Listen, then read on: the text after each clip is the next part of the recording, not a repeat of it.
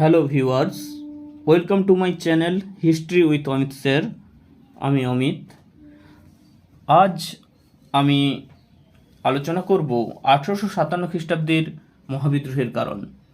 আজ আমরা পড়ব যে 1857 খ্রিস্টাব্দের মহাবিদ্রোহের কারণগুলি কী ছিল সেগুলো সম্পর্কে আজ আমরা পড়ব।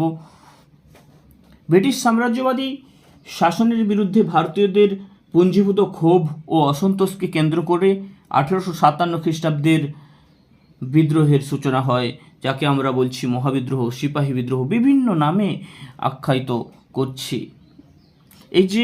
এই বিদ্রোহের কারণগুলোকে আমরা কয়েকটা ভাগে বিভক্ত করে দেখে নেব। রাজনৈতিক কারণ, অর্থনৈতিক কারণ, সামাজিক কারণ, ধর্মীয় কারণ, প্রত্যক্ষ কারণ। প্রথমেই আমরা দেখব রাজনৈতিক কারণ। রাজনৈতিক কারণের প্রথমেই দেখব অধীনতামূলক মিত্রতা নীতি। প্রথম পয়েন্ট, অধীনতামূলক মিত্রতা নীতি। প্রথমেই বলে রাখি, এই অধীনতামূলক মিত্রতা নীতি পয়েন্টটা ডিসকাস করার আগেই বলে রাখি যে ব্রিটিশ সাম্রাজ্যবাদী শক্তি ভারতে সাম্রাজ্য বিস্তার করার ক্ষেত্রে দুটো পন্থা অবলম্বন করেছিল। একটা হচ্ছে কূটনীতি আর একটা হচ্ছে যুদ্ধনীতি। তারা যেখানে কূটনীতির মাধ্যমে সাম্রাজ্য বিস্তার হচ্ছিল, সেখানে কূটনীতির মাধ্যমে সাম্রাজ্য বিস্তার করছিলেন, এবং যেখানে কূটনীতি কাজ করছে না সেখানে তারা যুদ্ধনীতি প্রয়োগ করছিল। যুদ্ধের মাধ্যমে সেখানে রাজ্য বিস্তার করছিল, সাম্রাজ্য বিস্তার করছিল। প্রথমেই আমরা দেখব যে অধীনতামূলক মিত্রতা নীতি, তারপরে যে আছে সত্যবিলোপ নীতি। এই দুটোই হচ্ছে ব্রিটিশ সাম্রাজ্যবাদী শাসনের অন্যতম দুটি কূটনীতি। প্রথমেই আমরা অধীনতামূলক মিত্রতা নীতিটি দেখব। অধীনতামূলক মিত্রতা নীতি পয়েন্টটি ডিসকাস করব। দেশীয় রাজ্যগুলির আভ্যন্তরীণ ও বৈদেশিক আক্রমণের নিরাপত্তা দানের জন্য অধীনতামূলক মিত্রতা নীতির মাধ্যমে লর্ড ওয়েলেসলি হায়দ্রাবাদ, তাঞ্জোর, সুরাট, কর্ণাটক, অযোধ্যা, মালব, উদয়পুর, যোধপুর, জয়পুর প্রভৃতি রাজ্যগুলিকে ব্রিটিশ সাম্রাজ্যের নিয়ন্ত্রণভুক্ত করেছিলেন। এই যে লর্ড ওয়েলেসলি হচ্ছে এই অধীনতামূলক মিত্রতা নীতির প্রবর্তক। আমরা জানি যে হায়দ্রাবাদের নিজাম ওয়েলেসলির অধীনতামূলক মিত্রতা নীতিটি প্রথম গ্রহণ করেছিল। তারপরেই আমরা দেখে নেব 2 নম্বর পয়েন্ট, সত্যবিলোপ নীতি, যার প্রবর্তক হচ্ছে এই লর্ড ডালহৌসি। লর্ড ডালহৌসি হচ্ছে সত্যবিলোপ নীতির প্রবর্তক। এই সত্যবিলোপ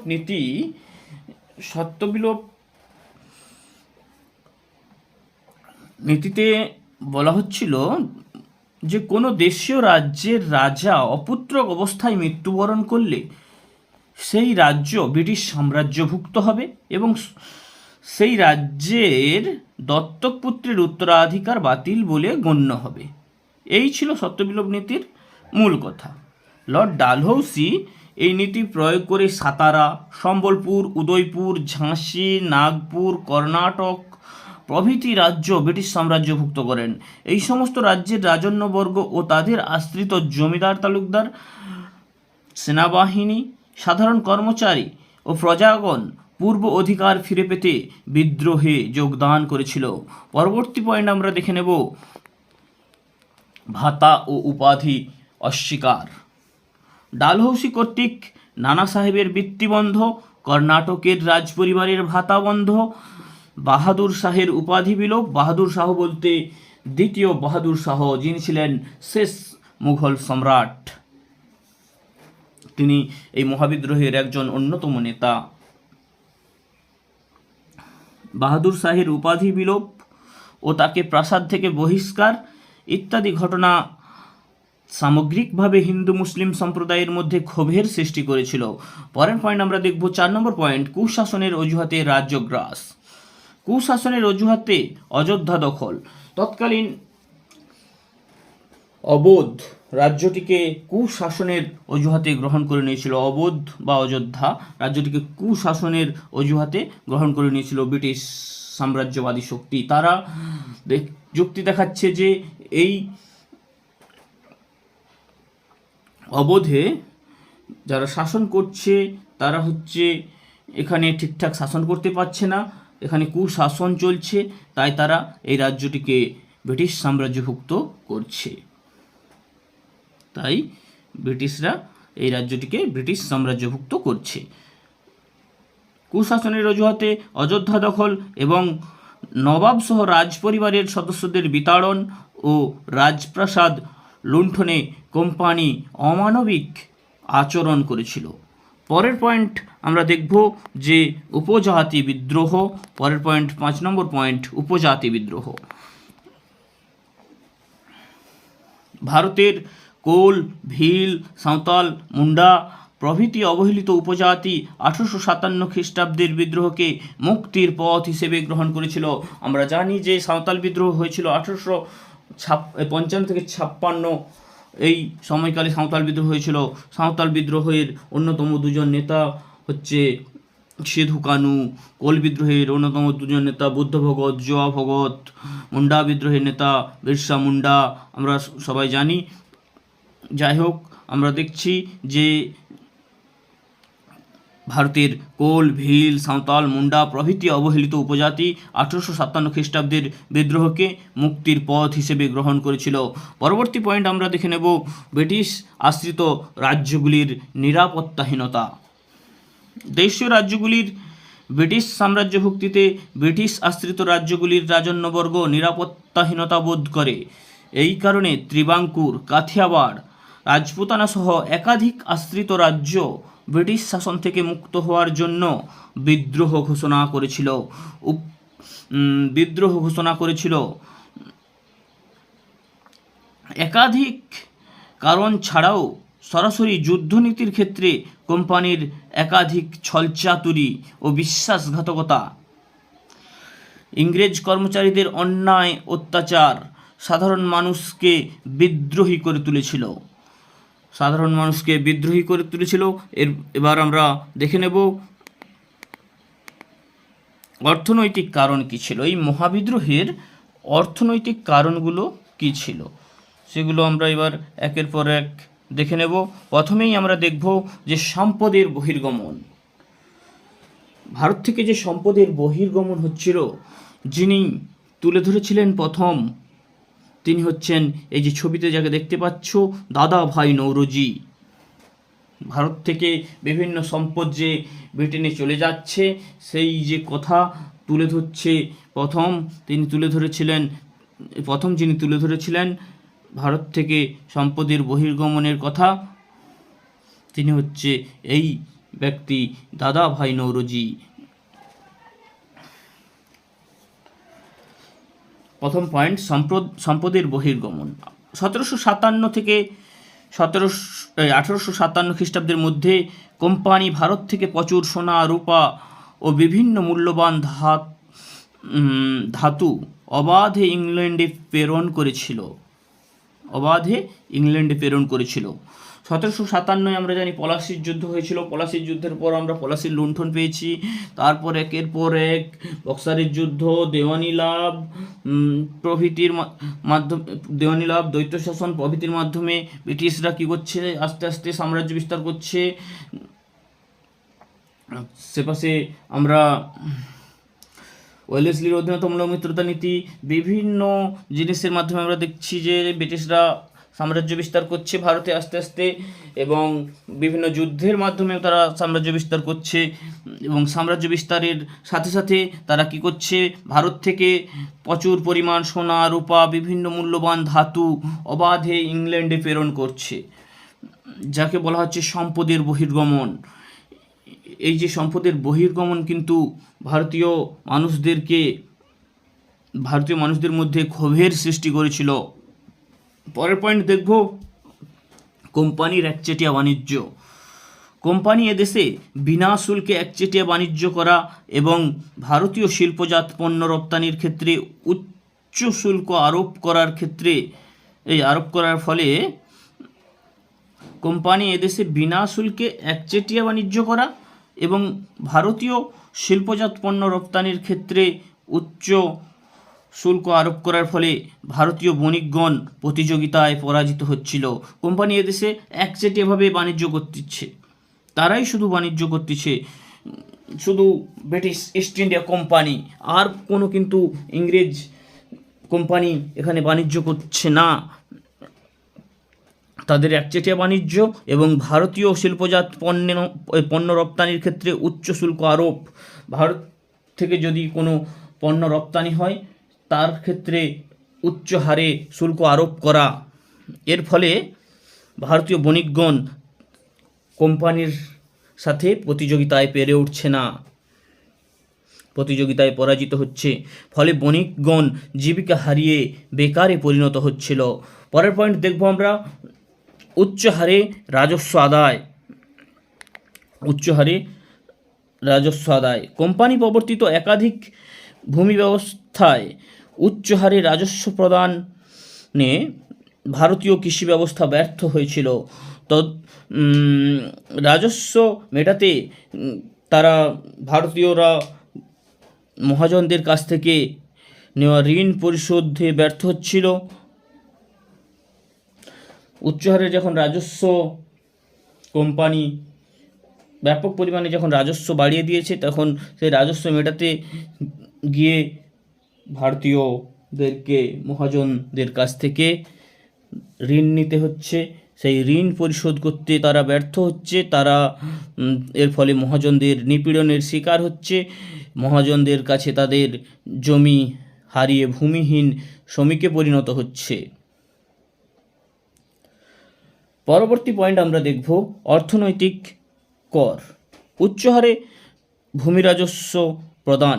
এই যে উচ্চ হারে ভূমি রাজস্ব প্রদান, আমরা বেশ কিছু ভূমি বন্দোবস্ত দেখেছি, যে 5 সালা বন্দোবস্ত, 1 সালা বন্দোবস্ত, 10 সালা বন্দোবস্ত, চিরস্থায়ী বন্দোবস্ত। চিরস্থায়ী বন্দোবস্ত প্রবর্তন করেছিল লর্ড কর্নওয়ালিস 1793 খ্রিস্টাব্দে। 5 সালা বন্দোবস্ত ওয়ারেন হেস্টিংস। এই যে বিভিন্ন বন্দোবস্ত প্রবর্তন হয়েছে, বাংলায় প্রথম চিরস্থায়ী বন্দোবস্ত প্রবর্তন করেছিল লর্ড কর্নওয়ালিস। এই বন্দোবস্তগুলোর মাধ্যমে কিন্তু বাংলার কৃষক শ্রেণী কিন্তু শোষিত হচ্ছিল। বাংলার কৃষক শ্রেণী শোষিত হচ্ছিল। অর্থনৈতিক কর, এখানে আমরা দেখব যে উচ্চ হারে ভূমি রাজস্ব প্রদান ছাড়াও নীলকর, পথকর, গোচারণ কর, চৌকিদারি কর ইত্যাদি কৃষকদের প্রদান করতে হতো, যা তাদেরকে গভীরভাবে অসন্তুষ্ট করেছিল। এসব বিভিন্ন কর দেওয়ার ব্যাপার তাদেরকে গভীরভাবে অসন্তুষ্ট করে তুলেছিল। তারপর পরের পয়েন্ট আমরা দেখব ভারতীয় কুটির শিল্পের ধ্বংস। ইংল্যান্ডে আমরা জানি অষ্টাদশ শতকে শিল্প বিপ্লব হয়ে যায়। ইংল্যান্ডে শিল্প বিপ্লব হয়েছিল প্রথম বস্ত্রশিল্পের ক্ষেত্রে। শিল্প বিপ্লব হয়েছে আমরা দেখতে পাচ্ছি। আমরা জানি যে বস্ত্রশিল্পের ক্ষেত্রে প্রথম শিল্প বিপ্লব হয়েছিল এবং ভারত থেকে তারা বস্ত্রশিল্পের বিভিন্ন কাঁচামাল এবং অন্যান্য শিল্পেরও বিভিন্ন কাঁচামাল নিয়ে যাচ্ছে ইংরেজরা, এবং তাদের ওখানে যে শিল্পজাত পণ্য উৎপাদন হচ্ছে, সেই উৎপাদিত পণ্যগুলি নিজের দেশের ঘাটতি মেটানোর পর, সেই শিল্পজাত পণ্যগুলির মাধ্যমে নিজের দেশের ঘাটতি মেটানোর পর সেই পণ্যগুলিকে কী করছে না আমাদের দেশের বাজারে বিক্রি করছে। সেখানে যন্ত্রের মাধ্যমে জিনিসপত্র উৎপাদিত হচ্ছে, কম সময়ে কম খরচে বেশি পরিমাণ জিনিস উৎপাদিত হচ্ছে। তাহলে বেশি পরিমাণ জিনিস যে উৎপাদিত হচ্ছে, নিজের দেশে যেটুকু লাগলো সেটা নিজের দেশে বিক্রির পর বাকিটা তারা বিক্রি করবে বিভিন্ন ঔপনিবেশিক, তাদের যে বিভিন্ন উপনিবেশ আছে সেই উপনিবেশগুলির বাজারে বিক্রি করবে। তার মধ্যে একটা অন্যতম উপনিবেশ হচ্ছে আমাদের ভারতবর্ষকে ব্রিটিশ সাম্রাজ্যের রত্ন বলা হতো। এই ভারতে যখন তাদের বিভিন্ন দ্রব্য সামগ্রী বিক্রি করছে ভারতের বাজারে, তখন তাদের যন্ত্রে উৎপাদিত একটা ধরো গামছা বা একটা ধরো কাপড়, সেই একটা কাপড় যন্ত্র উৎপাদিত, তার আমি দাম ধরলাম হয়তো 5 টাকা। তার খরচ কম পড়তিছে, যন্ত্রে উৎপাদন হচ্ছে, তার মজুরি কম পড়তিছে, যন্ত্র উৎপাদন হচ্ছে সেটা একটু তার মজুরি কম পড়ছে। আর আমাদের ভারতে একটা হাতে বোনা কাপড়, তার দাম ধরলাম আমি 10 টাকা। তাহলে মানুষ কোনটা নেবে? যেটা 5 টাকা সেটার দিকে হাত বাড়াবে, সেটা নেবে। এইভাবে ভারতের বাজার ছেয়ে যাচ্ছে ইংল্যান্ডের শিল্পজাত পণ্যে, এবং ভারতের যে কুটির শিল্প সেগুলো ধ্বংস হয়ে যাচ্ছে। ইংল্যান্ডের শিল্পজাত ও সস্তা দ্রব্য সামগ্রী ভারতীয় বাজারে ছেয়ে গেলে ভারতীয় কুটির শিল্প মুখ থুবড়ে পড়েছিল। ফলে শিল্পের সঙ্গে যুক্ত ব্যক্তিরা জীবিকাচ্যুত হয়েছিল। পরবর্তী পয়েন্ট আমরা দেখব পূর্ব অধিকার অর্জন।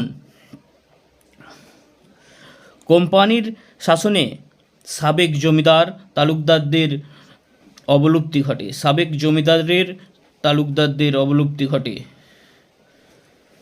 আমরা দেখতে পাচ্ছি যে কোম্পানির শাসনে সাবেক জমিদারের তালুকদারের অবলুপ্তি ঘটে। ফলে ওইসব বিক্ষুব্ধ জমিদার তালুকদার ও তাদের অধীনস্থ কৃষক প্রজাগণ পূর্ব অধিকার ফিরে পাওয়ার জন্য 1857 খ্রিস্টাব্দের বিদ্রোহে যোগদান করেছিল। এবার আমরা পরের পয়েন্ট দেখব যে সামাজিক কারণ। এই যে দেখছি যে এখানে আমরা অর্থনৈতিক কারণে দেখছি উচ্চ হারে রাজস্ব আদায়, কুটির শিল্প ধ্বংস হয়ে যাওয়ার ফলে জীবিকা হারিয়ে ফেলছে বহু মানুষ। তৎকালীন ভারতীয় মানুষদের অবস্থা কেমন হয়েছে, তারা না খেতে পেয়ে কেমন তাদের অবস্থা হয়েছে। যাই হোক, আমরা দেখব এবার সামাজিক কারণগুলো একের পর এক দেখে নেব। সামাজিক কারণের প্রথমেই আমরা দেখব যে প্রথম পয়েন্ট দেখব সামাজিক প্রথা বিলোপ। 19 শতকের শুরু থেকে ব্রিটিশ শাসক শ্রেণী সামাজিক রীতিনীতি ও কুসংস্কারের অবসান ঘটাতে একের পর এক আইন প্রণয়ন করতে থাকে। সতীদাহ প্রথা বিলোপ। আমরা জানি যে রাজা রামমোহন রায়ের প্রচেষ্টায় লর্ড উইলিয়াম বেন্টিঙ্ক সতীদাহ প্রথা বিলোপ করেছিল, সতীদাহ প্রথা বন্ধ করেছিল 1829 খ্রিস্টাব্দে 17 নম্বর রেগুলেশন দ্বারা। তারপর আমরা দেখব যে বিধবা বিবাহ প্রচলন হয়েছিল। আমরা জানি বিদ্যাসাগর বহু প্রচেষ্টা করেছিলেন এই বিধবা বিবাহ প্রচলনের ক্ষেত্রে। বিধবা বিবাহ আইন প্রবর্তন করেছিল কে? না, লর্ড ক্যানিং 1856 খ্রিস্টাব্দে এই আইন প্রবর্তন করেছিল, এবং 17 নম্বর রেগুলেশন দ্বারা এই যে বিধবা বিবাহ আইন স্বীকৃত হয়েছিল। স্ত্রী শিক্ষার প্রবর্তন, বাল্যবিবাহ নিবারণ প্রভৃতি ব্যবস্থা রক্ষণশীল হিন্দুদের মনে বিরূপ প্রতিক্রিয়া সৃষ্টি করে। তাহলে আমরা দেখতে পাচ্ছি যে 19 শতকের শুরু থেকে ব্রিটিশ শাসক শ্রেণী সামাজিক রীতিনীতি ও কুসংস্কারের অবসান ঘটাতে একের পর এক আইন প্রবর্তন করতে থাকে। সতীদাহ প্রথা বিলোপ, বিধবা বিবাহ প্রচলন, স্ত্রী শিক্ষার প্রবর্তন, বাল্যবিবাহ নিবারণ প্রভৃতি ব্যবস্থা রক্ষণশীল হিন্দুদের মনে বিরূপ প্রতিক্রিয়ার সৃষ্টি করে। পরের পয়েন্ট আমরা দেখব যে সামাজিক বঞ্চনা। সামাজিক ক্ষেত্রে ভারতীয়রা ইংরেজদের কাছে অবজ্ঞা, অবহেলা ও বঞ্চনার শিকার হতো।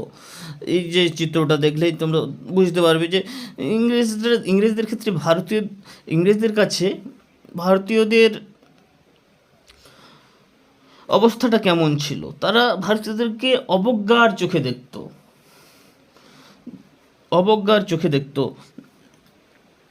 সামাজিক ক্ষেত্রে ভারতীয়রা ইংরেজদের কাছে অবজ্ঞা, অবহেলা ও বঞ্চনার শিকার হয়। ফলে তাদের মধ্যে ইংরেজ বিরোধী মনোভাব গড়ে ওঠে। ভারতীয়দের এই বিরূপ মনোভাব সিপাহী বিদ্রোহকে পরোক্ষভাবে ইন্ধন যোগায়। ব্রিটিশরা মনে করতো যে তারাই সভ্য জাতি, ভারতীয়রা অসভ্য, আমাদের ভারতীয়দের কিছু গর্ব করার কিছু নেই। কিন্তু ওরা জানে না যে আমাদের এই যে ভারতীয় সভ্যতার বা আমাদের এই ভারতের যে কত গর্বের অনেক কিছুই আছে। আমাদের দেশেই প্রথম নগরকেন্দ্রিক সভ্যতা গড়ে উঠেছিল, হরপ্পা সভ্যতা, যেখানে আমরা স্নানাগার দেখতে পাচ্ছি, সেখানে স্নানাগারে শীতকালে গরম জল প্রবেশের ব্যবস্থা দেখতে পাচ্ছি, ইটের বাড়ি দেখতে পাচ্ছি হরপ্পা সভ্যতার ক্ষেত্রে। তারপর আমরা সেখানে মেয়েরা ভ্যানিটি ব্যাগ ব্যবহার করতো তৎকালীন সময়ে, আজ থেকে বহু বছর আগে। তারপর নেল পালিশ পরতো, ঠোঁট পালিশ ইত্যাদি ব্যবহার করতো।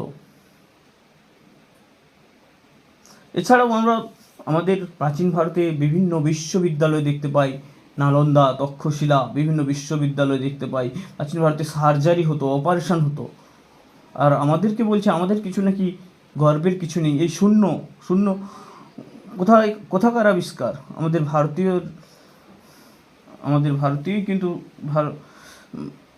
ভারতেই কিন্তু শূন্যের আবিষ্কার, এই দশমিকের আবিষ্কার, এই পায়ের মান 22/7, এগুলো সব কোথায় আবিষ্কৃত হয়েছে? ভারতে।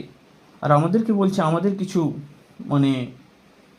গর্ব করার কিছু নেই। কি বলা যায়, ইংরেজরা যখন ওই সময় প্যান্ট পরতে জানতো না হয়তো, তখন আমাদের দেশ এত উন্নত ছিল, আর আমাদেরকে বলছে অসভ্য জাতি। যাই হোক, পরের পয়েন্ট আমরা দেখব যুক্তিবাদী ভাবধারার প্রসার। পাশ্চাত্য শিক্ষা সংস্কৃতি ও যুক্তিবাদী ভাবধারার প্রসারের ফলে ভারতীয় সমাজে আমূল পরিবর্তন ঘটে। ফলে ভারতীয়রা ইংরেজ শাসনের কুপ্রভাব সম্পর্কে অবগত হয়, ইংরেজ শাসনের যে কুপ্রভাব সে সম্পর্কে জানতে পারে এবং শোষণ ও অত্যাচারের বিরুদ্ধে গর্জে ওঠে। সামাজিক সহযোগিতার অভাব। পরের পয়েন্ট, কোম্পানির কর্মচারীরা ভারতীয়দের কোনো প্রকার সামাজিক সহযোগিতা করেনি। ফলে তাদের প্রতি ভারতীয় জনসাধারণের মধ্যে তীব্র ক্ষোভের সঞ্চার হয়। পরের পয়েন্ট আমরা দেখে নেব ইংরেজদের ঔদ্ধত্যপূর্ণ আচরণ। ইংরেজ কর্মচারীদের ঔদ্ধত্যপূর্ণ আচরণের ফলে ভারতীয়দের সঙ্গে তাদের একটি বিরাট ব্যবধান সৃষ্টি হয়। ইংরেজরা ভারতের সাধারণ কৃষক থেকে শুরু করে জমিদার শ্রেণীর লোকদের প্রচণ্ডভাবে অবজ্ঞা করত। এবার আমরা পরের পয়েন্ট দেখে নেব যে ধর্মীয় কারণ। 1857 খ্রিস্টাব্দের মহাবিদ্রোহের ধর্মীয় কারণগুলি আমরা এবার উল্লেখ করব। প্রথম পয়েন্ট, ধর্মান্তকরণ। ইংরেজদের সঙ্গে আসা খ্রিস্টান মিশনারি কারা? যারা খ্রিস্টান ধর্মের প্রসার ঘটায়, খ্রিস্টান ধর্ম প্রচার করে। ইংরেজদের সঙ্গে আসা খ্রিস্টান মিশনারিরা অনেক কল্যাণমূলক কাজের পাশাপাশি এদেশের মানুষকে ধর্মান্তরিত করার চেষ্টা চালাতে থাকেন, এদেশের মানুষকে খ্রিস্টান ধর্মে ধর্মান্তরিত করার চেষ্টা চালাতে থাকেন। ইংরেজদের এই কার্যকলাপ ভারতীয়দের ধর্মীয় বিশ্বাসকে আঘাত করে এবং তারা ধীরে ধীরে কোম্পানির শাসনের প্রতি ক্ষিপ্ত হয়ে ওঠে। পরের পয়েন্ট দেখব ধর্মীয় রীতিনীতির বিলোপ। ইংরেজরা ভারতীয়দের বিভিন্ন ধর্মীয় রীতি বিলোপ করার ফলে ভারতীয়রা সতীদাহ নিবারণ, বিধবা বিবাহ প্রচলন প্রভৃতি সংস্কারমূলক পদক্ষেপকেও খ্রিস্টান ধর্মে ধর্মান্তরিত করার দুরভিসন্ধি বলে মনে করত। এবার আমরা দেখব সামরিক কারণ কি ছিল। সামরিক কারণের ক্ষেত্রে আমরা দেখব যে বেতন বৈষম্য।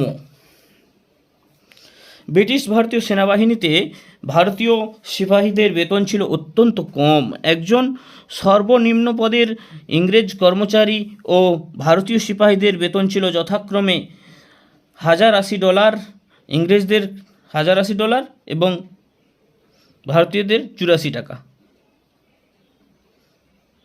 তাদের বেতন এমন ছিল যে একজন সর্বনিম্ন পদের ইংরেজ কর্মচারী ও ভারতীয় সিপাহীদের বেতন ছিল যথাক্রমে $1080 এবং মাত্র 84 টাকা। পরের পয়েন্ট দেখব পদোন্নতির ঘাটতি। ভারতীয় সিপাহীদের যোগ্যতা সত্ত্বেও তাদের পদোন্নতির কোনো সুযোগ ছিল না। তারা কোনো পদোন্নতির কোনো সুযোগ পেত না। যোগ্যতা আছে কিন্তু তারা কোনো পদোন্নতির সুযোগ পেত না। পরের পয়েন্ট দেখব অভদ্র আচরণ। অনেক সময় অকারণে ইংরেজ অফিসাররা ভারতীয়দের অবজ্ঞা ও অকারণে ইংরেজ অফিসাররা ভারতীয় অভিজ্ঞ ও দক্ষ সৈনিকদের নিগার,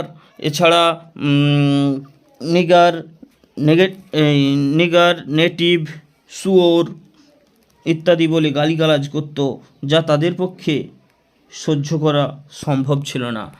এরকম বিভিন্নভাবে গালিগালাজ করছে একজন দক্ষ সৈনিক, তাকে বিভিন্নভাবে গালিগালাজ করছে, শুয়োর, নেটিভ, নিগার,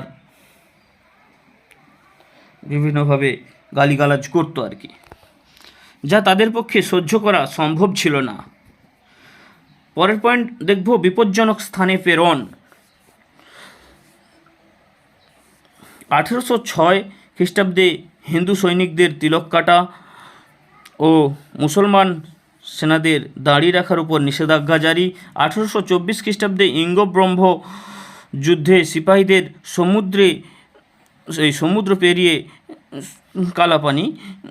সমুদ্র পেরিয়ে যুদ্ধে যাওয়ার নির্দেশ এবং ডালহৌসি কর্তৃক 1856 খ্রিস্টাব্দ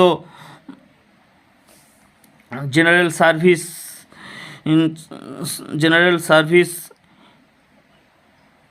এনলিস্টমেন্ট অ্যাক্ট দ্বারা যে কোনো স্থানে যুদ্ধে যাওয়া বাধ্যতামূলক করলে সিপাহীরা অসন্তুষ্ট হয়ে ওঠে। যেখানে বিপজ্জনক স্থান সেখানে কিন্তু ইংরেজ সিপাহীদের পাঠানো হতো না, হতো ভারতীয় সিপাহীদের পাঠানো হতো। 5 নম্বর পয়েন্ট, অতিরিক্ত ভাতা। সিপাহীরা দূর দেশে যুদ্ধে যেত অতিরিক্ত ভাতা বা বাট্টা পাওয়ার আশায়, কিন্তু যুদ্ধ শেষে তারা বঞ্চনা লাভ করত।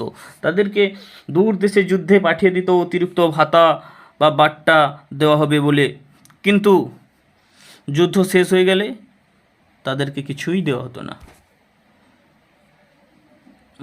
তাদের যুদ্ধ শেষ হয়ে গেলে তারা বঞ্চনার শিকার হতো, তারা সেটা ঠিকঠাক পেত না, অতিরিক্ত ভাতা বা বাট্টা ঠিকঠাক পেত না। এবার পরের পয়েন্ট দেখব আনুপাতিক হার। ইংরেজ বাহিনীতে শ্বেতাঙ্গ ও ভারতীয় সেনার অনুপাত ছিল 1:5। শ্বেতাঙ্গরা ছিল 1% আর ভারতীয়রা ছিল 5%। ফলে ভারতীয় সেনাদের সংখ্যাধিক্য, মানে সংখ্যায় তারা যে বেশি সংখ্যাধিক্য, তাদেরকে বিদ্রোহী হয়ে ওঠার সাহস জুগিয়েছিল, তাদেরকে এই সিপাহীদেরকে বিদ্রোহী হয়ে ওঠার সাহস জুগিয়েছিল। এবার আমরা দেখব পরের পয়েন্ট, এটা একটি গুরুত্বপূর্ণ পয়েন্ট, সিপাহী বিদ্রোহের প্রত্যক্ষ কারণ। আমরা জানি যে সিপাহী বিদ্রোহের প্রত্যক্ষ কারণ হচ্ছে এনফিল্ড রাইফেলের ঘটনা। তৎকালীন সময়ে এনফিল্ড রাইফেল ছিল এক ধরনের বন্দুক। সেই সময়ে ব্রিটিশ সেনাবাহিনীতে যার প্রচলন হয়েছিল, যার টোটা দাঁতে কেটে বন্দুকে পুরতে হতো, মানে গুলিটাকে দাঁতে কেটে বন্দুকে পুরতে হতো।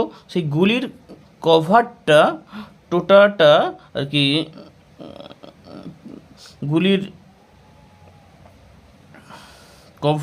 গুলির টোটার কভারটা গরু ও শূকরের চর্বি দিয়ে তৈরি। এরকম নানা গুজব ছড়িয়ে পড়ে। আমরা জানি যে হিন্দুরা গরুকে দেবতা হিসেবে পূজা করে, গরুকে গোমাতা হিসেবে পুজো করে, গো মাংস খায় না, গো মাংস খালে তাদের জাত যাবে। আর আমরা জানি যে মুসলিমরা শূকর খায় না।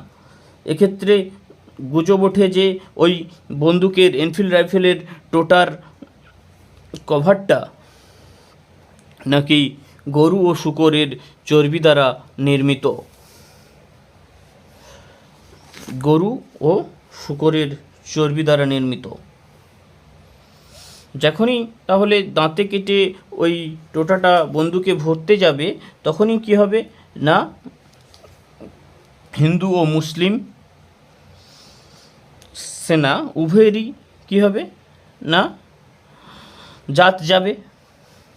তাই জন্য কি হয়, ফলে ধর্মনাশের ভয়ে হিন্দু ও মুসলিম সিপাহীরা এই রাইফেল ব্যবহার করতে অস্বীকার জানায়। কিন্তু ব্রিটিশ কর্তৃপক্ষ এই রাইফেল ব্যবহার করতে বাধ্য করলে সিপাহীরা বিদ্রোহ ঘোষণা করে এবং মহাবিদ্রোহের সূচনা হয়। এই যে মঙ্গল পাণ্ডে তোমরা ছবিতে দেখতে পাচ্ছ, এই মঙ্গল পাণ্ডের নেতৃত্বেই কিন্তু প্রথম মহাবিদ্রোহের সূচনা হয়েছিল। ব্রিটিশ ইস্ট ইন্ডিয়া কোম্পানির 34তম বেঙ্গল নেটিভ ইনফ্যান্ট্রি সেনাদলের সিপাহী ছিলেন এই মঙ্গল পাণ্ডে। এই মঙ্গল পাণ্ডেই হচ্ছে, এনার নেতৃত্বেই মহাবিদ্রোহের সূচনা হয়েছিল, মহাবিদ্রোহ তথা সিপাহী বিদ্রোহের সূচনা হয়েছিল ব্যারাকপুর থেকে, আমাদের এই বাংলার ব্যারাকপুর থেকে। এই মঙ্গল পাণ্ডেই হচ্ছে